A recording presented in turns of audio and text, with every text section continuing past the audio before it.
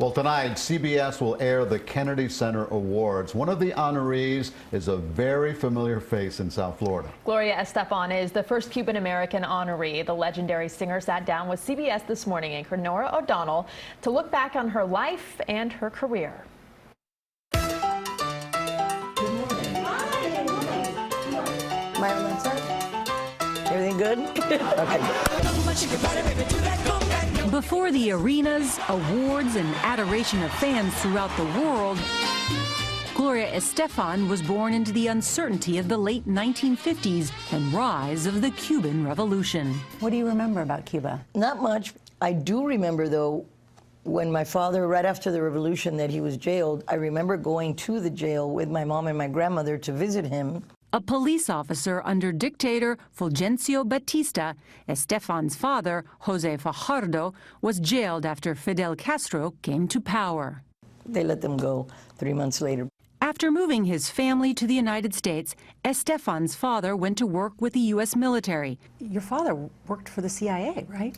I found out this last year that he was in the Black Ops, and that's why he never talked about anything. And he had a mysterious briefcase that he took to his R&R trip when he was in Vietnam. He came back and he was not well, right? He was not well. And a lot of the men on his base came out of Vietnam in the same condition, so then he was on the Agent Orange poisoning list. So how did his illness shape your childhood? Oh my gosh, it was the center of our lives. My mom had to work because she realized that my dad was only going to get more ill. And then I cared for my dad and my younger sister, like from the age of 12 to 18, 19.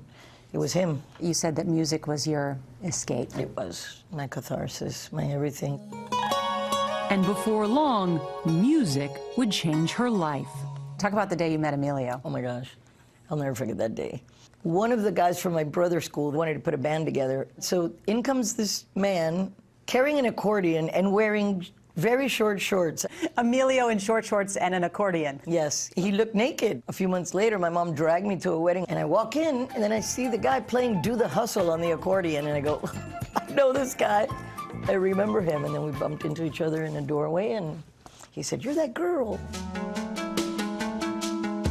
She joined him on stage at that wedding, joined the band a year later, and then married Emilio in 1978. The Miami Latin Boys, plus Gloria and me. It was great. I loved it. And then you changed the name to Miami Sound Machine, yes. And then success comes pretty fast, right? With fans of Latin music? Depends on what you call fast. Success came quickly in the Latin world, but not at home. All of a sudden, we're going to South America, and we're doing a stadium in San Salvador with 50,000 people. And we come home and do a wedding with 200 in Miami because we didn't have the fame that we had there yet. CBS Records wanted the Spanish-language hits to keep coming, while the band was looking to broaden its appeal. We kept the contractual right to record in English whenever we wanted, although they never thought we'd do it. And then we snuck an English track on the B-side of a single, and that was Dr. Beat. The hits written and performed in her second language kept coming.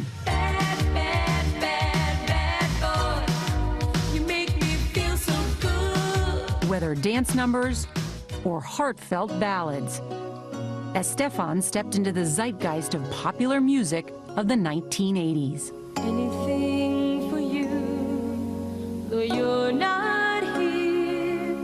And Gloria, I think about so much of your music, too, was stuff we sang every word to, or danced, you know, every beat to.